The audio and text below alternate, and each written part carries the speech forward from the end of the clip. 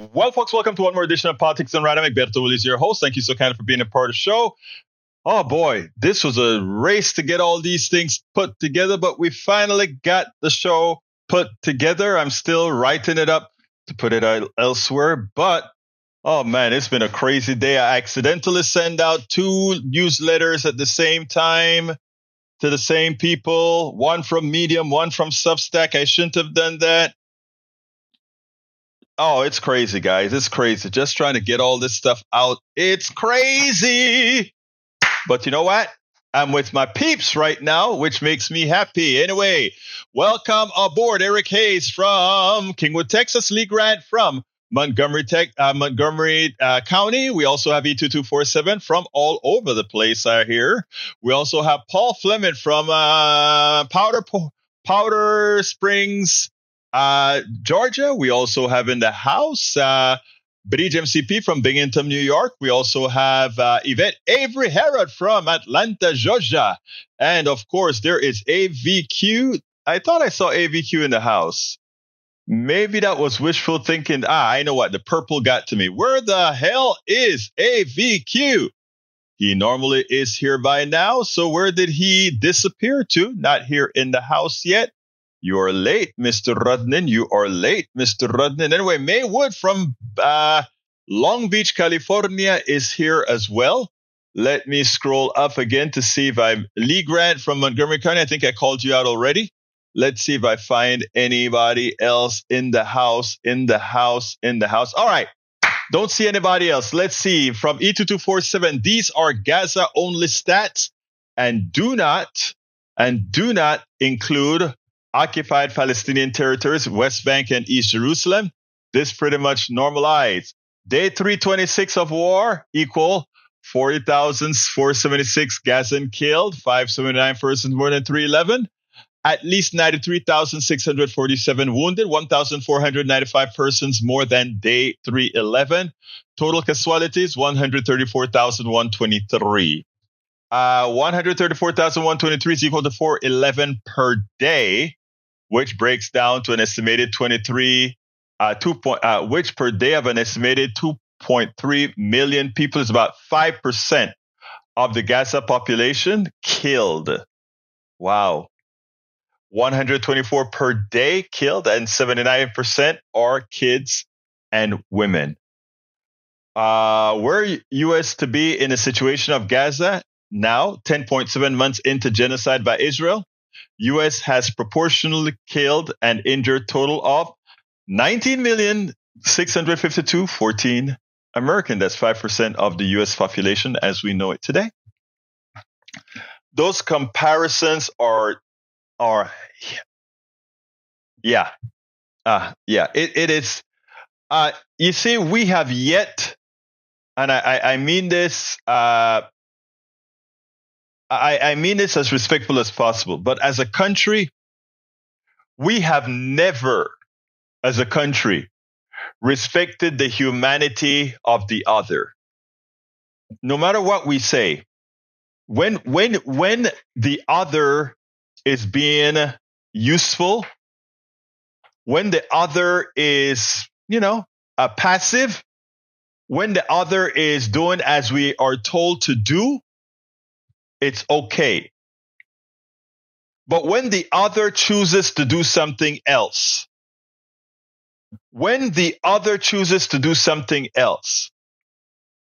the humanity of the other is completely disregarded.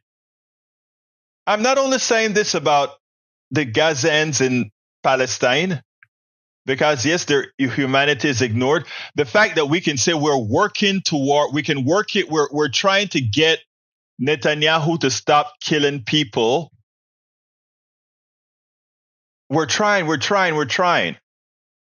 Biden is saying we're trying to negotiate as the killing continues. And as we are providing the bombs to maintain the killing, Kamala cannot buck the system. She just does not have. We have to understand this. The presidency and the American system has its own gravity. And that gravity has to change from within. That humanity has to be brought out first. But again, there's nothing new about this. Why would we care about indirect killing? Why would we make indirect killing a priority? In other words, Netanyahu doing the killing, we're providing the bombs, we're making money in the process. When we know personally from experience what we do. And I repeat this ad nauseum, but I will again because this still hurts me to the core.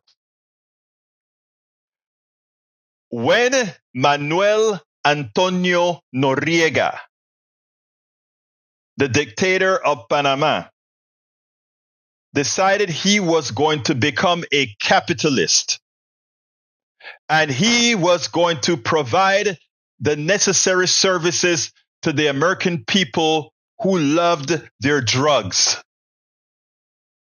So he facilitated the movement of drugs into America, just like America facilitated the movement of a lot of things around the world, arms around the world, etc. We facilitate the movement of arms into areas where arms shouldn't be. But nobody's going to come and bomb the smithereens out of us. So for that one man, that one person, and the gravity of this never escapes me, that one person, Bush number one, came into Panama with the C-130s, the stealth fighter. They tested the stealth fighter on the 15 pesos in Colon, where I'm from. We came in and we annihilated Chorrillo. That is where the Cuartel Nacional, the headquarters of the Panamanian Defense Forces are. And that is in the center of tenements and thousands of people. We don't even know all the people that live there. Thousands of people live there. They just indiscriminately bombed it. Rockets, C-130, just opening it up, destroy the cuartel, kill thousands of people right there. They jumped over to Colon. My father is in this house, running around the house like a cat as missiles are flying over Arcoiris, Rainbow City, where I'm from, into the cuartel in Colon. And another thousands of people are dying because we want to neutralize the defense forces as we go in to get one man, Manuel Antonio Noriega. One man. Several thousand Panamanians died. And it didn't stop on the day of the beginning of the war or the second day or whatever. As they occupied Colon and Panama City, etc., and restricted the movement of people, there was a language barrier. And my father, as counted, told me about having people who are trying to get from this little town to another town on the one street that could get you there. Not understanding the cops, their hands up in the air. Señor, estoy tratando de dar la medicina a mi esposa. I am trying to get the medicine to my wife, que tiene diabetes. She has diabetes. I'm trying to get her this insulin. In Spanish, the guy doesn't understand, and he's trying to walk up. Señor, estoy tratando de... Bam, gunned down, killed, murdered by the American soldier. Again, the humanity of others don't matter. And it wasn't a war. This wasn't a war. This was a police action. They went into a foreign country to arrest the head of that country because they were facilitating drugs into America. The humanity of others doesn't matter when we have an ulterior goal. We will do whatever it takes to get to that goal. So for us to get Manuel Antonio Noriega, It meant destroying the defense forces of Panama and blowing up anything that needed to be blown up to get that guy. How different is that from what's going on in Israel, in Gaza right now? It's our modus operandi as well. That's what we do. So how do we think? Unless we have a change in mindset that we are going to take what's happening in Gaza with any degree of urgency. You know, we only talk about the sanctity of life when it comes to Americans. That's the only sanctity of no. Let me clarify that. We only talk about the sanctity of life for some Americans. Let's not fool ourselves here. We only speak about the sanctity of life for some Americans. So E2247, I feel your pain. I thank you for bringing that message every day.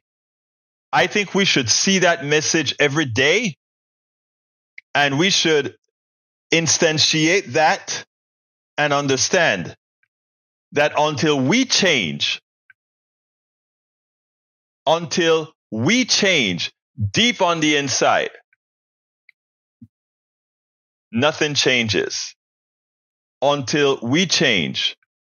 Because our government is doing exactly what it has done before. And what we have told our government, it is okay to do. The same thing Israel is doing, Netanyahu specifically, is what we do. All right, let's see what else we got here. Did Gaza vote in Hamas? I'm not going to even discuss that. That is Paul Fleming, 6 Republicans who are... wait a minute. Actually, I want to attack that message. Did Gaza vote in Hamas several years ago, but then nothing happened? But did we vote in Trump?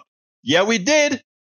We voted in Trump, a traitor, a criminal, a thug, and a treasonous person. We voted him in. Now, what happens if somebody comes out here and pay us back? There's something called collective punishment. Let me tell you a little bit of international law, since you probably don't know it. You know, many on the right refuse to educate themselves. Collective punishment is a war crime. We as Americans, when we invaded Panama, we committed war crimes. When Israel under the IDF with Netanyahu leading went ahead and killed those people in Gaza, their war crimes were no different than the war crimes committed by Hamas. No difference. No different than that. So yeah.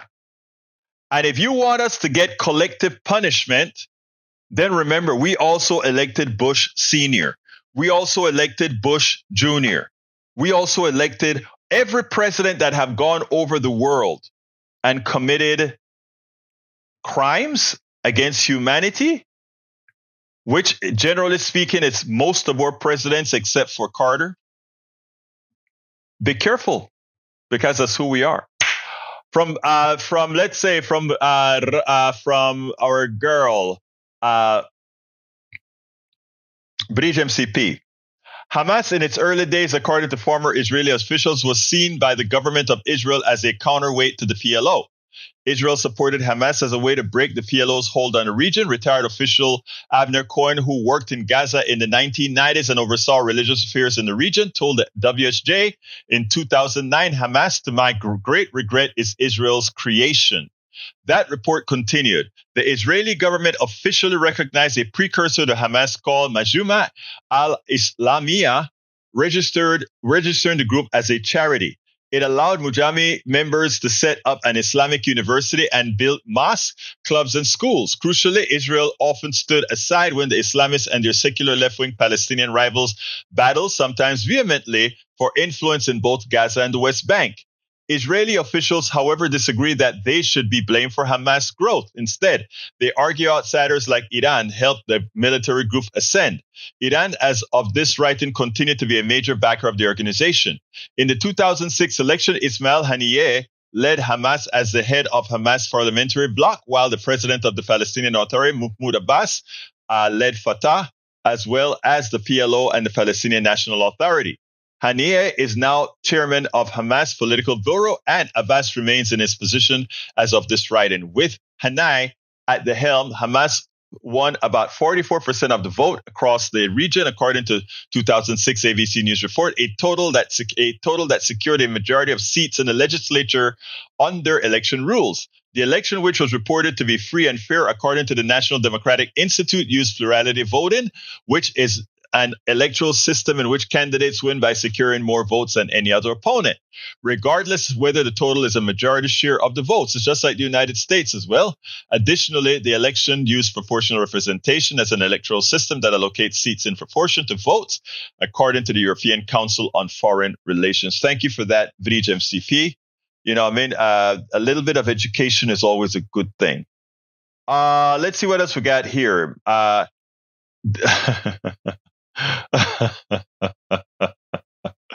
Right. I don't know international law. Okay, good. All right, let's start with our first video. Our first video is from Mark Sutton, how progressives can, I think it's a one on progressive. Let's go ahead and get that started, and we'll take it on the other side. I'm here today again this is my second round. The first round, we lost all the audio, and luckily he was doing another interview that gave me the opportunity to talk to him. He is the author of The Democrats, How Democrats Can Win Back Men. Again, the title is How Democrats Can Win Back Men. Senor Mark W. Sutton, how can Democrats win back men? Well, thank you so much for having me. And the Democratic Party, first of all, I think the most important thing to acknowledge, in fact, that they have been losing among men. So if you look at the presidential elections for the last 50 years, Democrats have been becoming more of the women's party, and the Republicans have been doing much better with men. So we've got to win those men back. So that's the first thing to acknowledge. There is something that we have to win back. And there's two reasons we need to do this. One, because it'll help us win. And number two, because it's the right thing to do morally.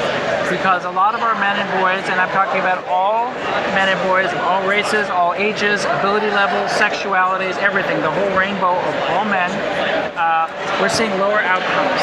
We're seeing them doing bad in education. Men's life expectancy is now 5.9 years less than women. You know, you just said something there. You just said about they're doing much worse. It's interesting that the other day I was hearing about affirmative action for men because, as it turns out, there are more women going to colleges now. Women seem to be doing a whole lot more. I just wanted to kind of interject that. Well, that's the interesting thing about universities.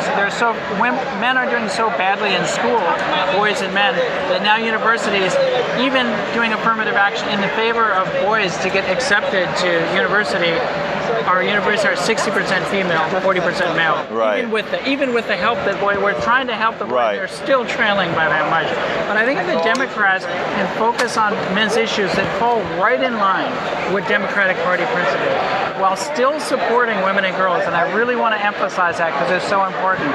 I still, and my ideas in my book, are still supporting women and girls, but we need to do a better job of appealing to the male voting bloc, because historically, when Democrats have lost the male vote by more than 8%, they have lost every single time. This has happened for the last 50 years. Every single time they've been at minus 8% or above among men, they have won. So as long as they can just do okay with men, just not that bad with men, we're doing great with women and girls. We're doing great with the women voters. Keep that up. Do everything you're doing with the women voters. Just throw us a bone. I like to say that. Come on, Joe, throw us a bone.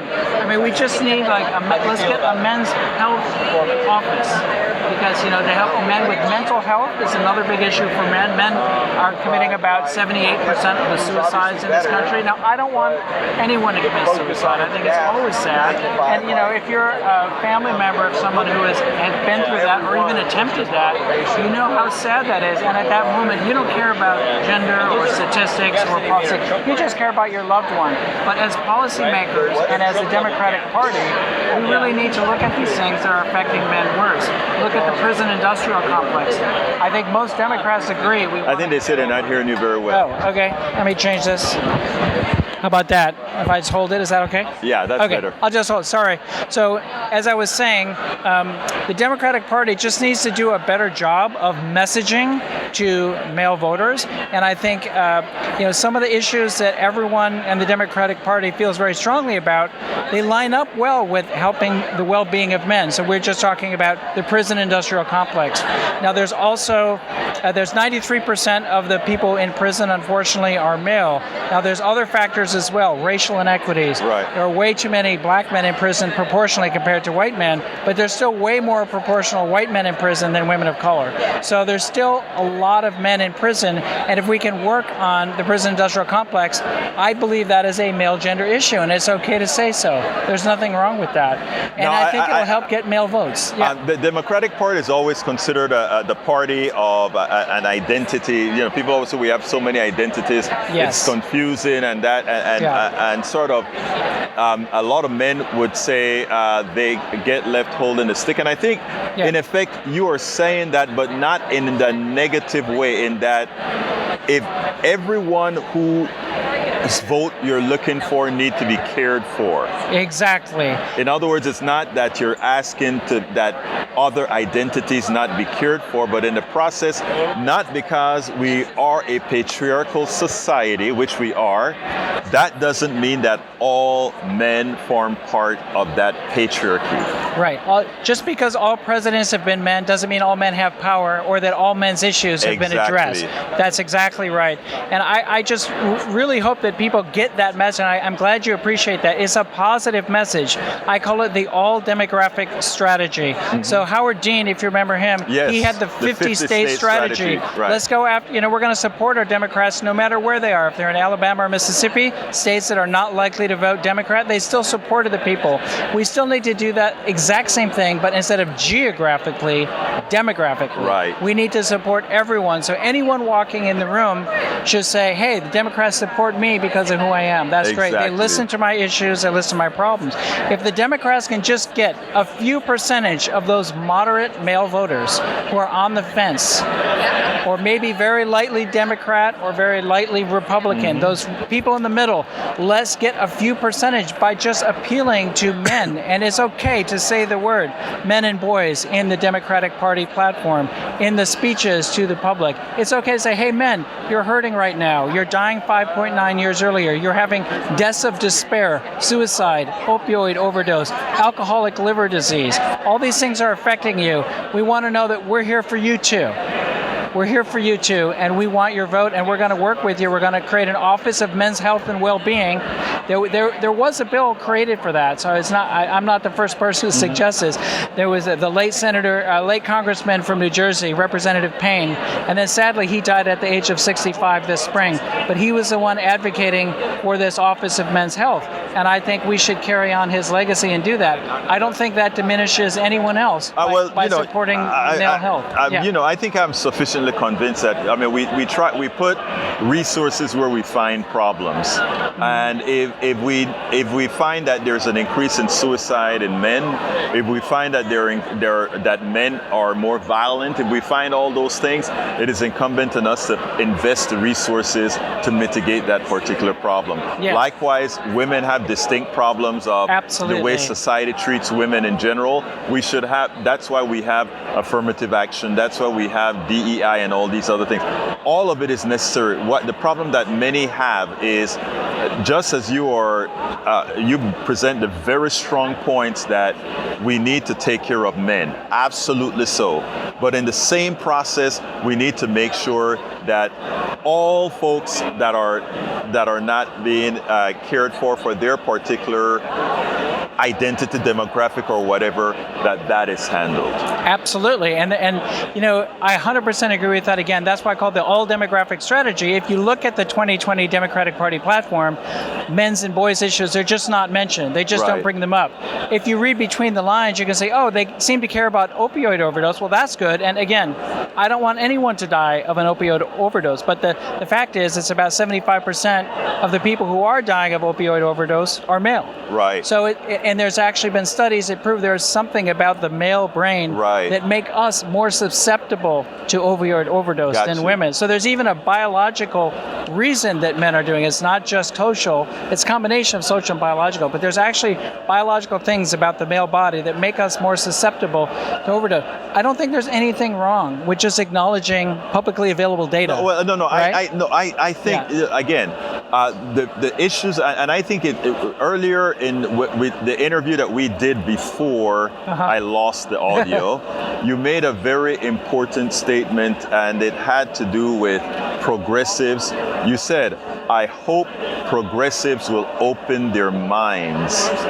And I told you, being a progressive mean you have an open mind. So those progressives that you're addressing to without an open mind, that would take offense to you saying we ought to look out for. I mean, let me give let's put a little bit more stuff into this. Okay. That is to say, you're a white guy. Are there something specific that affect white guys? Because you are a white guy who is the power structure in America, does that mean that we shouldn't support the ills that affect? No, I think in effect we have to look at the totality of whoever has an issue that needs caring for us to care of. And in the process of doing that, we would also knock out patriarchy or white supremacy or all these other ills that society suffers from. Right. Do you agree? Yeah, I agree with that. If we help everyone, everyone's going to be better off. There you go. Yeah. So I really appreciate you bringing that up. And, I just think it's really important to understand the facts and the data on the ground as far as voting goes. So, there's the moral reason, which we've been talking about, the moral reason to help everyone. Right. There's also the strategic reason.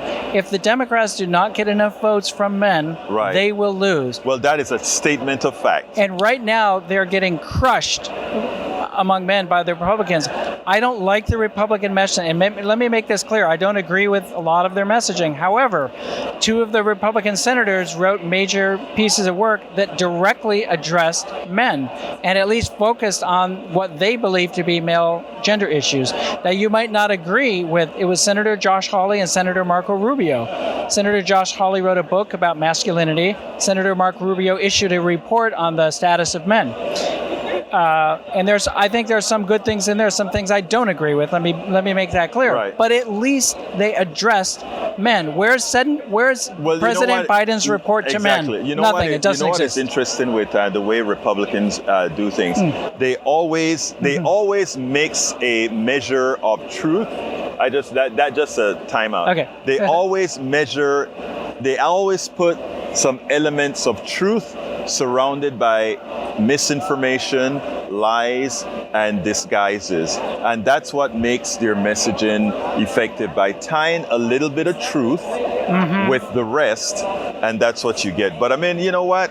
I tell you what, I'm glad that you wrote this book. Folks, the name of the book is How Democrats Can Win Back Men. And I know when my brother here, Mark Sutton, says that we need to look out for men too, I know a whole lot of progressive, the initial jolt is, well, men have been dominant anywhere, now it's time to look after everybody else. There are 2 answers that I give to that, and I pay homage to the brother here that says, yeah, for those men that are having issues, we should look into. And for the people listening, remember, you do have sons, you do have fathers, you do have brothers, and you love them just as much as they love you. So, I mean, I think I think taking notice of this makes sense in the proper context. Thank you. I appreciate that. And that's what I ask people to do. Think of somebody in your life, a father, a brother, a child, a coworker, a colleague, a friend. Right. Everyone, we're all interconnected, and helping all of us just supports everyone. Mark W. Sutton. Yes. Author of How Democrats Can Win Back Men. Available on Amazon. Thank you. He wants me to say available on Amazon. And you can take the snapshot of the card that he has here. All right. Thank you, my brother. Thank you so much. I really appreciate it. Okay, take care. Have a great day. Anyway, that was, I enjoyed speaking to him. I mean, he made a whole lot of good points. Yep, there is a special counsel Jack Smith filed superseding indictment in federal January 6th case. I have to go study exactly what that means. This came while I was finishing prepare for the show, so I didn't get a chance to take a look at it in detail. All right, let's go to Mondale Robinson, who is the mayor of Enfield, North Carolina. He's a longtime friend of mine that I talk to every year at Netroots. I think you're going to like this interview, but let me just say, for the fallacy that Donald Trump's going to get the black men's vote, I don't think so. Check this out. Welcome to another edition of Politics Done Right. Today, I'm here with a regular that I meet yearly at Netroots. It's the one and only Mondale Robinson. What's How up, you young doing, man? How you Mondale? doing? Nice to see you. You know what? What's that? Let's give you the right title, because over the years, you've now become the mayor of Enfield, North Carolina. And let me tell you, folks, this guy goes out to this community and he really turned it around. Let's talk a little bit about that, first of all. Tell me why it is that we must get into politics and actually be not just politicians, but do what we're supposed to do. Help the people. Tell us what you did out there. Yeah, I mean, so first of all, I went back to this community because it's my home community. Oh, I didn't know it was your home community. So Enfield is my hometown. I was out here doing all of this change and political work for the rest of the world. Right. And all of it brought me back home, because what was happening was we had a carpetbagger move into town and start to gentrify my hometown and push out some of the poorest black people in America to places where they wouldn't have access to resources. Mm-hmm. So I came home to address that.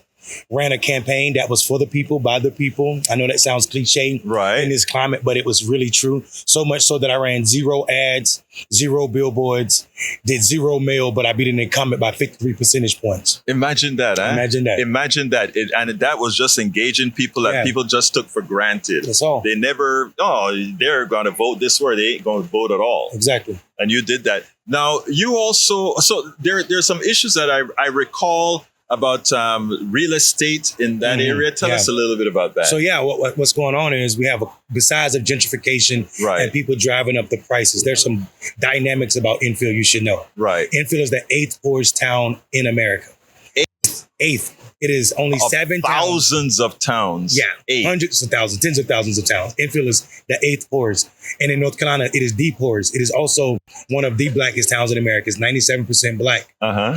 And the average income for a household, not an individual, a household is $22,000. Oh my God. So we had somebody coming in, building up houses for $300,000. So I wanted to stop that. Not trying to prevent anybody from doing business, but make sure that my people that were living off minimum wage, if that, had an opportunity to get into the middle class by home ownership. So I found a builder. I found a bank that's willing to give loans to people with no credit, little credit, or bad credit. Mm-hmm. And also the builder that was willing to build houses for $125,000. We're talking about smart homes, beautiful homes. So now people that were never going to have an opportunity to be a part of America's home ownership, what people call the American dream, now are realizing that right now within less than 2-3 years of me being mayor. So a politician comes into town, one of the sons of the town, and he actually did what was necessary to help the people. Whatever happened to that around the country, brother? Yeah, I mean, listen. Why aren't they doing that? Why aren't these guys... we see the opposite happening from these politicians right now. Well, what happened is people fell in love with money more than they did their neighbors. Right. People fell in love with the interest to continue to stay in power longer than they did about doing good for folks. So for me, I don't care if I'm unelected and never elected again in the next term. Right. I know what I came to do, and I did just that. And I leave the office better because of what I've done for folk than I did when I came in. Well, they will never forget that. I mean, no, they try to sue you out and do all that kind of stuff. Well, they're trying to kill me. Yeah, well, we know that too. Because I took down the Confederate monument. Right. So Klan, that's it. That's what I wanted to talk to you about. Yes. You had the gall to do that, didn't you? I had the audacity. You had the audacity to do that. Yeah. So, I mean, there was a monument that had been standing in Enfield since 1923. Right. An ode to the Confederate, 10-foot tall marble statue with a beautiful poem on it to Confederacy. And I wanted to get rid of it, not just because of me, but because our town voted on it. And also it does epigenetic harm to Black children to see a Confederate flag flying 10 feet tall in a town that is majority Black. 97%. 97%, absolutely. Well, look, you have another project that you work on as well. Right now, people are given these tales that somehow the Black voter is going to be migrating towards Donald Trump, and especially guys like you. I mean, yeah, what the hell is that all about? So, yeah, I mean, that conversation really is not about the Black voters. It's really about Black men and Black men only. Right. That conversation is about three things, if you really want to know, brother. Let me tell you those three things. The political structure, infrastructure, and also those who are in charge, lack of relationship with Black men. Right. 2, the invisibling of Black men. Right? By the entire political structure. And the last thing it's about is people not giving a damn truly about what Black men are showing them through historical voting data. Right. So if you look at what Black men have done over the last 4 election cycles, they're not moving to conservative ideas. They're not becoming more conservative. They're not supporting Trump because he's bombastic. Actually, the last election cycle and the one before that in 2020 shows that Black men voted less for Trump in 2020 than they did in 2016. But it does not fit the national narrative of what people want to believe about this demographic. You know why you're here? Because this is the narrative. This is the narrative. This is the narrative. In other words, we don't have to play with what they're talking about out there. This is a narrative. Yeah. So you have a group that you work with, that you formed actually, that you founded. Tell us a little bit about that. Yeah, so I started Black Male Voter Project as a love letter and also an acknowledgement to Black men to say that I see you. And although the political structure is dead set on invisibling you, it is our job to make sure that we understand that our vote is powerful if we use it in the way that it was designed, right? So Black Male Voter Project started in 2019 as a full organization out of me doing 20 years of political work and seeing people saying and acting in manners that was transactional and not beneficial to create or move Black men in a way that we expanded the election and bring more of the brothers into the electoral fold. Now, why is it so necessary for you to treat, let's say, Black men different than Latino? Well, you probably need this structure in the Latino community as well than, let's say, white men, etc. What is it that makes this a necessary thing? For those who would say, well, you see, you're creating divisions by some sort of an identity definition. How do you explain that? I don't explain it to because people that think and see the world in that manner are being naive. Black people did not create identity. White people created identity. They created black and whiteness after the Bacon Rebellion to divide poor Black people. The Bacon Rebellion. I mean, a lot of people don't get that. So I stopped you there because you need to tell them about what was going to happen in Bacon Rebellion, because many of us are trying to unite to remind folks that, you know, we have more in common than not. And what the Bacon Rebellion did is use some of humanity's carnal way of being to create that separation after the powers got scared. Why don't you explain? Yeah, so what happened in Bacon Rebellion was that we saw a bunch of poor people, poor white people and Black people who were being exploited by the wealthy, the landowners, to extend their 7-year indentured servant contracts and also not pay them their wages. So they got together and they formed a coalition and they were going to take over government. They were going to, not like January 6th, they were going to take over government in a way that said, this shouldn't be the way. You guys can't exploit people because you own them, so to say. And what the powers that be did, they decided that we'll give white people a few rights that we won't give Black people. We gave white people the right to marry, white people the right to own guns, and white people could never be indentured servants for life, whereas Black people could. And then white people also could become citizenships. This was not a case for Black people. And this is why we ended up with chattel slavery in the way that we did in this country. And you know what I find that is what I'm happy about is we have somebody who now sees it and is working not just in Black neighborhoods, but in Appalachia and all of those folks in the great name of the good old Reverend Barber. And he has realized with the Poor People's Campaign, some of the work that you're doing within your movement. So, I mean, give me a quick closer as far as where do we go from here? I mean, we did not listen at Black Male Voter Project.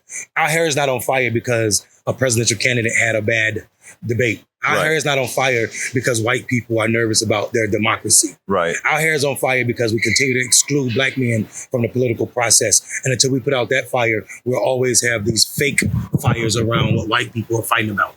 Mondale Robinson. Mondale. Mondale Robinson. Hi, thank you very much for this interview, my brother. Indeed. Peace.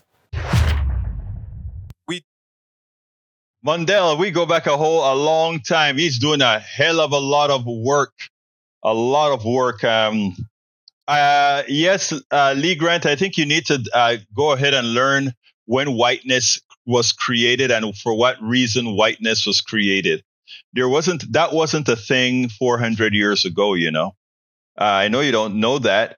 That's not what the right wing tries to preach. But again, Bacon's rebellions change a whole lot of things. It's how the wealthy, the plutocracy has always used these things to split people, to tear them apart, etc., etc., etc. But again, a lot of us want to remain in our domain. We shouldn't. We should move on. All right. The last one is from Robert Cramer. Another great interview that I have with this person. I want you to listen to this, and then let's go ahead and talk about it later on. Let's get busy right now.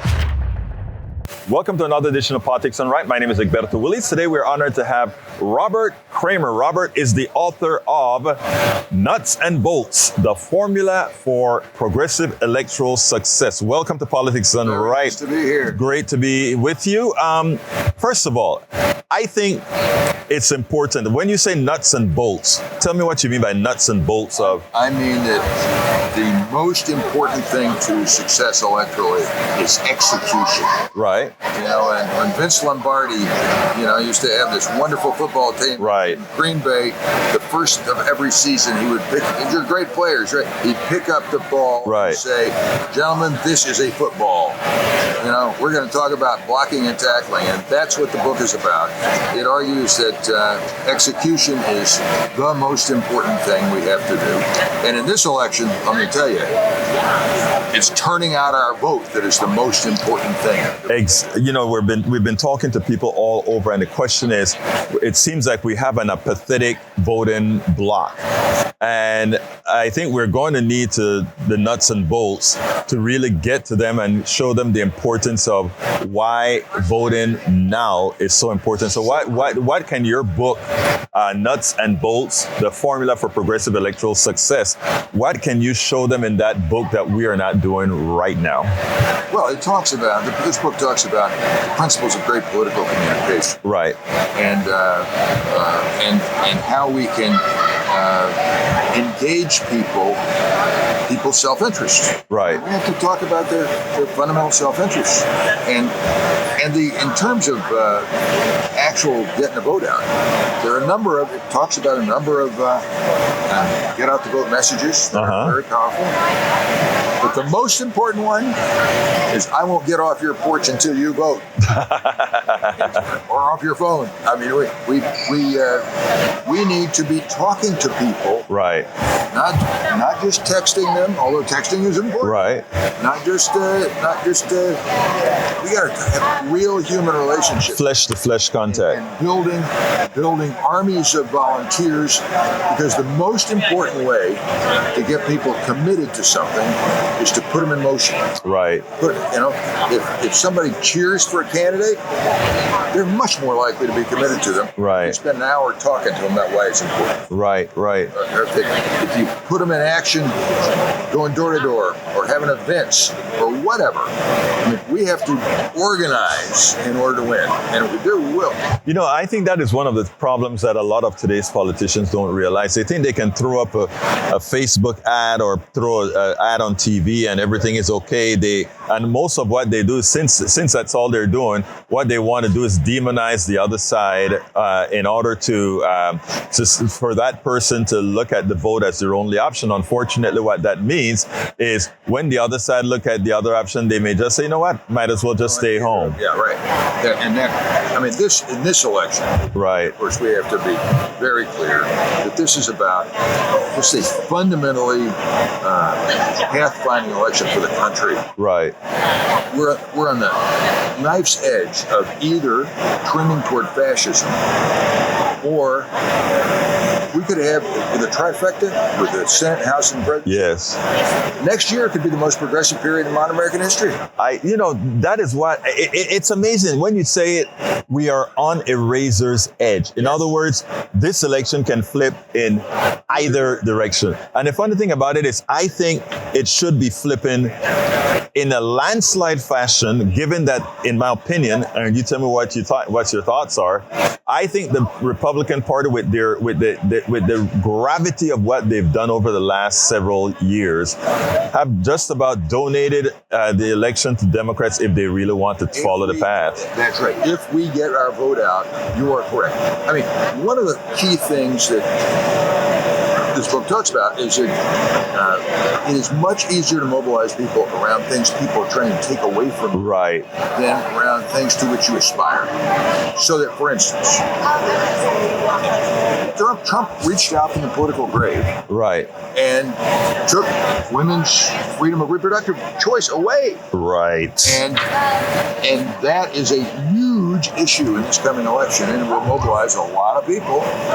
But we got to focus on this fundamental choice. It's not just about two candidates here, although it's about two separate sets of policies. It's not just policies even.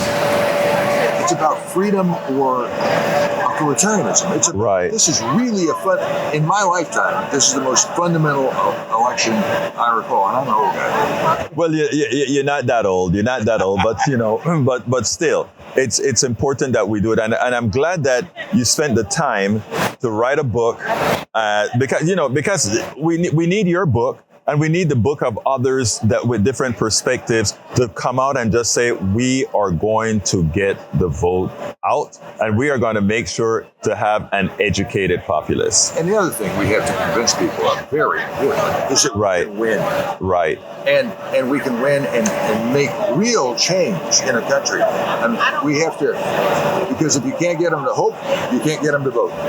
Say that again. Can't get them to hope, you can't get them to vote. There you go. I think that is so important. Let me ask you to give us a closer. Well, I would just say,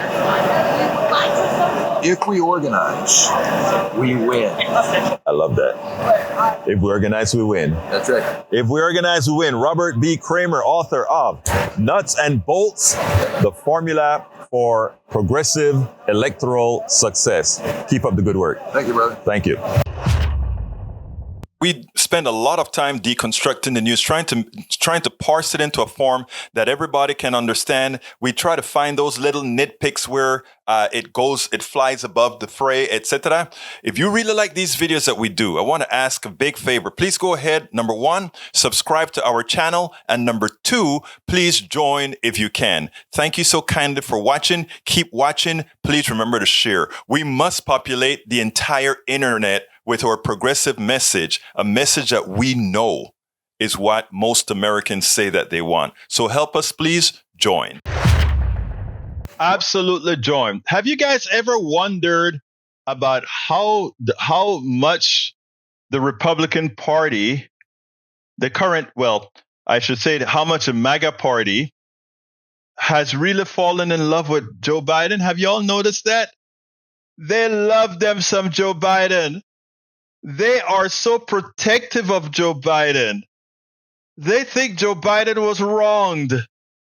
They think Joe Biden was thrown out, and by gosh, they want to fight for they want to protect Joe Biden, and they want to make sure that Joe Biden isn't ill-treated. Oh my God, how could Democrats treat Joe Biden like that?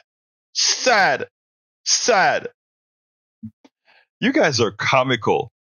You guys wanted Joe Biden so you could beat the crap out of Joe Biden. And now that we understand and we come to terms with Joe Biden and say, Joe, we don't think you can carry on the battle that it's going to take. Would you consider passing the torch? And he goes home and he says, you know what? I really want to be president. I want to finish the job. Even though I said several years ago that I wanted to only serve one term, but you get to the job and you think, but my body is old. Yes, I'm an old man. And I can't keep up. I can't do what Kamala is doing, going from state to state, several states in one day, talking loud, being fast in return with a treasonous thug like Trump. Got to find a way to do it. I can't do that, but you can, Kamala. I picked you because you know what? Ultimately, I knew you could. And she can. And she will. And what has MAGA so upset is not that they are talking about anti-democracy against Biden, because Biden came through. It's that they are going to get the crap beaten out of them from this woman whose level of intellect is orders of magnitude that of the dummy they continue to follow. That's it. That's it. We've got to realize what the reality is. You guys chose to pick a treasonous, rapist, xenophobic, sexist, misogynist thug. That's who you guys chose to represent you. You guys chose the rapist. Many of you have daughters. You are telling your daughters it is okay, that a rapist is okay. You are telling your daughter, I will go ahead and elect a rapist to run this country and in that much of the world. You're telling your daughter she has little value, but you don't have a problem with that. Don't you think there's something sick in the mind there? Don't you think there's something sick that you are telling your daughter it is okay that a rapist will become No, I'm not opening myself to the lawsuit. A judge has said what Trump did was rape. Okay? It's that simple. And don't try to overthink it and compare it to Clinton. There's no comparison here. Monica Lewinsky, even though Clinton should not have worked with her, Monica Lewinsky was on a mission. He shouldn't have fallen for it. But Monica Lewinsky, I'm not blaming anybody. I'm just saying, Monica Lewinsky was on a mission. He should have been man enough to say, nah, girl, hold it. He didn't force himself onto Monica. Monica never said Clinton forced herself on him. But you know who did? Donald Trump did. Donald Trump said the woman, he forced himself not on one woman, not on two women, on several women. And you listen to him talk. But all of y'all are going to have to live with yourself. When your daughter later on tells you, Daddy, they're not going to say anything right now. But as they grow up and they remember the MAGA time, because you guys are going to regret this MAGA time. You guys are going to regret that you, as your standard bearer, you had somebody like that. You have no morality, zero moral values to put onto your kids going forward. You have given that up. Your vote for Donald Trump has given that up. And for the church, the evangelical church that supports Donald Trump, even worse. They have given up their moral authority. And their decline will continue. Alistair Waters says, and Clinton didn't use campaign funds to shut up individuals. Very true. So let's be clear here. You all have to live with your choice. You all have to live with having chosen a rapist thug and being able to look into the eyes of your kids and say that was the right vote. Your kids will never, let me tell you, and I'm telling you, my daughter is 30-something years old, and my daughter really loves the moral values I've instilled in her. They will always look at you. No matter what happens today, you will always have lost the respect of your kid having voted for Donald Trump. You will lose the respect of your daughters and your son. Don't ever think you can tell them anything of any moral value going forward. All right, I got to get out of here. Folks, I want to thank you all so kindly for listening to my show. I want to ask, not my show, our show. I want to ask you all to become a part of our family. Please go ahead and support us by subscribing to our newsletter. You can get to our newsletter by going to politicsdoneright.com/newsletter. Again, that is politicsdoneright.com/newsletter. Please become a paid supporter. You can get it free, but I'm asking you kindly to become a paid supporter of our newsletter. And let me tell you what that gives you. And let me put that onto the screen right now. Egberto, that Substack. Let me go ahead and give you a synopsis of what that does. If you become a paid subscriber of our newsletter, you have access to all my books. All of my books. You can go ahead and it's not only all of my books that I have out now, but all of my books that I write subsequently. As long as you're a subscriber to my newsletter, you can read all my books online. As I see it, Class Warfare, the only resort to right-wing doom, How to Make America Utopia, Take Away the Economy from Those Who Rigged It, It's Worth It, How to Talk to Your Right-Wing Relative Friends and Neighbors, and Tribulations of an Afro-Latino Caribbean Man. And there's another book that I'm going to add in there that I haven't placed yet, and that is my weight loss book. I've lost 15 pounds in the last couple of months. Here is the deal. When you support our newsletter, what you're doing is you're ensuring that we can continue doing this and continue doing it well. I work 16 hours a day, 7 days a week. I love it. I'm not complaining. I love it. It's not fiscally the right thing, but I love doing something positive as we do here. So I'm asking you so kindly today to please go to politicsdoneright.com/newsletter and become a paid subscriber. Also, we're going to add other things for people who are paid subscribers, sort of to give you an incentive to become a paid subscriber. And it's only a coffee a month, guys.